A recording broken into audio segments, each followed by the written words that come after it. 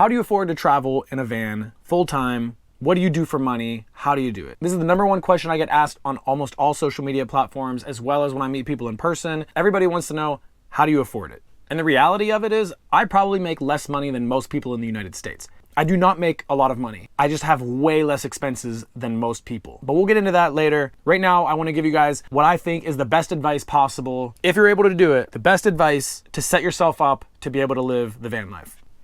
Stay at home. Stay at home with your parents as long as you possibly can. And I know a lot of people don't have that luxury. A lot of people don't have the best family situations. They're not able to stay at home. They're forced out. I'm only speaking from my own experience. I was lucky enough to have some amazing parents that let me stay home for way longer than I should have. I'm actually embarrassed to tell you guys that I lived at home till I was 25. I worked full time. I worked a serving job on the side. I bought and flipped dirt bikes, boats, jet skis, cars, everything you can think of. Even starting from when I was 15 years old, I would buy and sell everything and anything possible. I would spend all day researching a dirt bike that I wanted. I would go buy that dirt bike, make sure I get a really good deal on it so that I can ride it for a little while, resell it. And I did the same thing with pretty much anything you can think of. And that hobby alone just gave me a good little bit of side money in addition to working all of my jobs. So yeah, I stayed at home until I was 25. And if I was forced out of my parents' house, if I didn't have that luxury, I'd still be doing the exact same thing. I'd probably have a full-time job while working a serving job on the side, as well as buying and flipping dirt bikes, cars, boats, jet skis, quads, anything. Even furniture. You can flip so many things online, which always just gave me like a little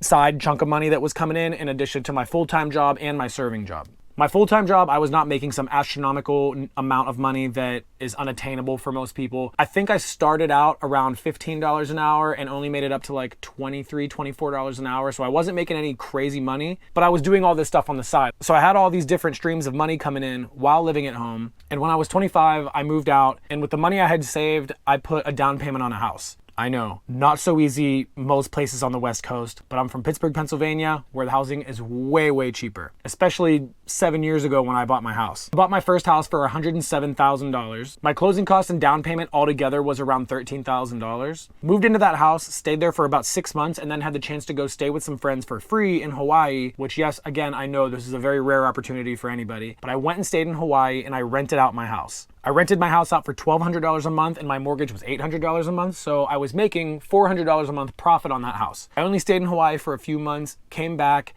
didn't want to kick the guy out who was renting from me, so I let him stay for almost 4.5, 5 years almost. I was making $400 a month profit that entire time. I continued working as much as I possibly could, back to flipping things, saving up some money, and then I went to an auction where I bought a house for $10,000. This house was absolutely disgusting. Horrendous. I bought it for 10 grand, didn't even know what it looked like inside because that's how the auctions work. If you're interested in how I got into auctions and learned all that, that's a story for another day. Drop a comment and I can let you guys know how I got into it, how you guys could potentially get into it if that's something you're interested in, but that's what I did. Bought this house for 10 grand, basically hoarders living inside of it, and I spent another $10,000 cleaning out the house and making it livable again. So once it was livable, I rented it out for $700. The $700 from the hoarder house plus the $400 profit from the house I bought with a mortgage, I had $1,100 a month coming in from basically doing nothing, just managing these two properties. So at that point in my head, I needed a school bus to go travel. I searched for months to find a good deal on something because I'm a very frugal person. Anyone who knows me personally will agree with that times 100. I'm very, very careful with all my money, and I don't know, that's just how I've always been. So I searched for a long time until I found a really good deal on a school bus. So many people think that it takes hundreds of thousands of dollars or just stupid amounts of money to live the van life, when in reality, it's kind of whatever you're comfortable with. I know friends that live in vans they bought for a couple $100s. I know people that live in $100,000+ vehicles, and it's kind of just your preference, what you're able to do, and what you're willing to sacrifice. So my school bus was a 2002 GMC Savannah 3500. I bought it for $3,800 off of the app Letgo. I bought it in Pennsylvania. It was still a complete school bus, all the seats inside and everything. I bought it that way, did some research online, and at least in the state of Pennsylvania, I was able to switch the title over to a station wagon. Being titled as a station wagon, my registration was down to $38 a year, and my insurance was about $27 a month. So after taxes, I'm about $4,000 into the school bus. I spent a year of my life in my spare time because I was working so much. On weekends, I would convert the bus. Anytime I had a little bit of time, I'd just go work on a little project here, a little project there, until I slowly got a little bit closer to the end. And once I was getting really close to finishing the school bus, put my house on the market. Oh, that's another story I've got to get into. Right before I bought my school bus, I took out another conventional loan mortgage on another house that was, I think, $85,000. It needed a lot of cleaning inside. That's why it was really cheap. Also because it was in Pittsburgh, Pennsylvania. Again, I'm just speaking from my own perspective and my own story. So that one, I think closing costs and everything was about $8,000 to get into the house. I started living there while I was working full time, working on the school bus, working my serving job, basically had no free time. Any free time I did have, I was working on the bus. A year goes by.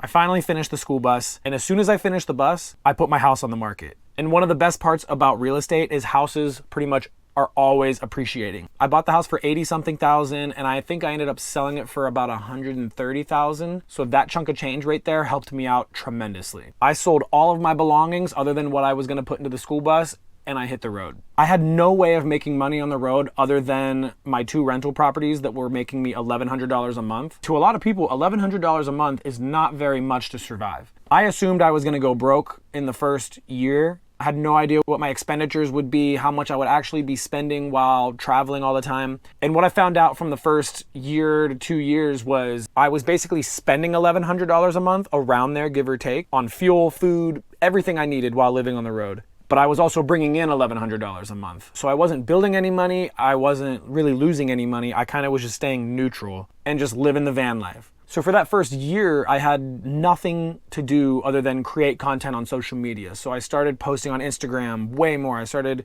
a TikTok page. I started posting more on YouTube. And my hopes was that I would just start making money on YouTube. That was my big dream, was just starting to make money on YouTube, and I was making dollars. Like, I was making nothing on YouTube. Maybe like 20 bucks a month I might have been making at that time. Maybe not even that. It was really, really bad. So after posting content constantly, a bigger channel called TFIL reached out to me, and they offered me to basically film with them, and they would pay me as we would go film. I don't want to get into how much they were paying me because I feel like that's their business and I don't know. I just don't want to get into that, but it wasn't anything crazy. Again, I wasn't making like tens of thousands of dollars a month or anything. It was a nice bonus on top of the rental money I had coming in. So I was able to start saving like a little bit of money there. I did that for a year and a half, and that definitely helped build some of my following on YouTube, Instagram, everything like that. I started to make a little bit more money. I think I was making like a couple $100s a month on YouTube at that time. But where things really, really changed for me was when I filmed a video of a cave called Hellhole. Didn't think anything of it. I threw a GoPro on my head, but that video blew up and gave me a lot more subscribers. I started making more money on YouTube, continued to post at least once a week from there on. So the best YouTube has ever paid me in my life. There was a period where I was making about $4,500 a month on YouTube. That was the peak. Ever since then, it has tanked and tanked and tanked.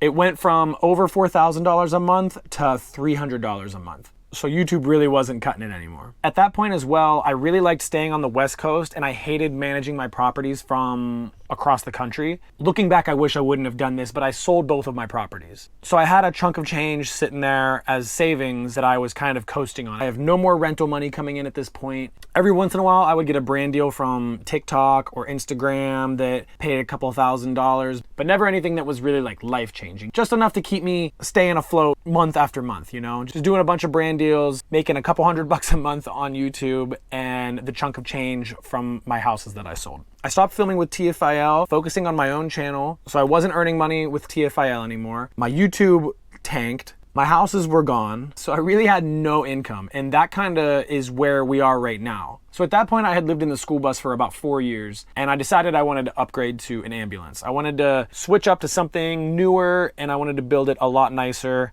put a lot nicer amenities inside, and just overall make it better. So my school bus that I bought for $3,800, put $7,000 into it. I had some repairs as well that were a couple $1,000s throughout those years. So let's just say I was about $15,000 total into the school bus. I ended up selling it for $28,000 and then put all of that money towards the ambulance that I am currently inside of right now. I spent 70 days straight building my ambulance and documenting all of it on my YouTube channel. I think I took one day off. Most days I was working 12 to 14 hours a day, basically as long as I could stand until I was collapsing. 70 days straight to build the ambulance, and then I left and hit the road. I've been in the ambulance now for a little over a year, 14, 15 months, something like that. I was really hoping that my YouTube channel would start producing more money. That's not the case. So recently has been the worst that I've done in the last 5 years of living on the road. I used to have the rental income, don't have that anymore. I used to have the TFIL income, don't have that anymore. I used to have good money on YouTube coming in, don't have that anymore. I'll be fully transparent with you guys because I know a lot of people will not. So many people on social media that lie about their finances, how much they make, and and they just lie about everything. So I'm gonna be dead honest with you guys. Right now, I'm making between $700 to $1,000 a month on YouTube, which is a little bit difficult right now, especially with the fuel prices the way they are. I also make a couple $100s a month on Instagram, and TikTok is just super sporadic. Anytime I can get a brand deal, it's usually only about $500 for a brand deal. I haven't even gotten one of those in months, so not making a ton of money right now. I'm pretty much making less than I was when I first left 5 years ago, except my expenses are way more now because fuel costs have pretty much doubled since then. So now I pretty much just dip into my savings whenever I need to, but I try to just coast on the YouTube money and the Instagram money, and I try to keep my life right around there. I'm hoping that my channel starts gaining traction a little bit more again like it used to. That would help out tremendously. So if you guys are still watching this far into the video, if you could like this video and subscribe, it would help me out a ton. I'd really appreciate it. And yeah, that's pretty much the breakdown on how I make money, how I've spent my money. I could literally talk for days about buying the houses from the auctions, working my jobs, blah, blah, blah. I can go on forever. I feel like I've already rambled way too much in this video. But before we end this, I posted on my Instagram letting anyone ask questions about my financial situations, living on the road, blah, blah, blah. So let's go through and answer some of these questions. First question, biggest unknown expense. By far, it is the transmission on my ambulance. I had the transmission replaced and that ended up costing me like $6,000, I think. Maybe a little bit more than $6,000. Not a lot of shops can handle a vehicle this big. It was a pain to try to find somewhere. So definitely the biggest unknown expense has been the transmission on this thing. Another question, what do you spend a lot of money on that you didn't expect?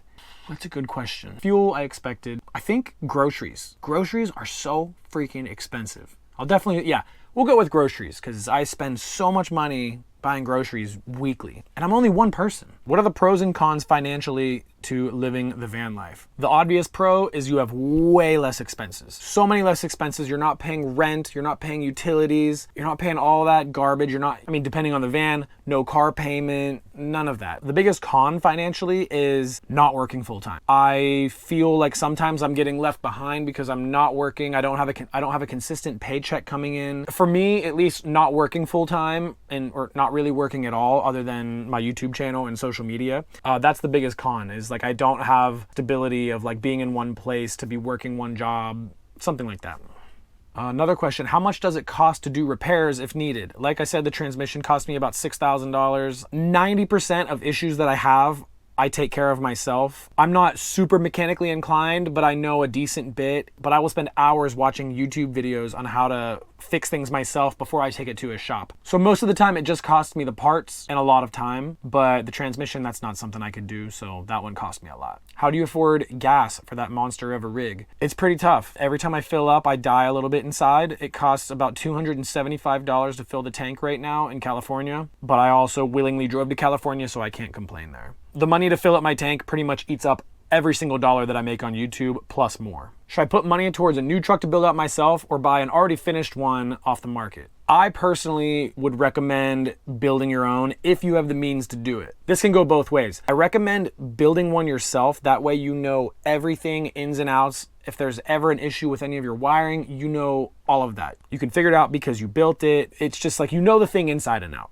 But I will say, whatever amount of time you think it's going to take you to build out a van, easily triple or quadruple it, because it's happened to me both times. Everyone I know that has built their own van, they say the same thing. It is so tedious and takes way, way, way longer than you think.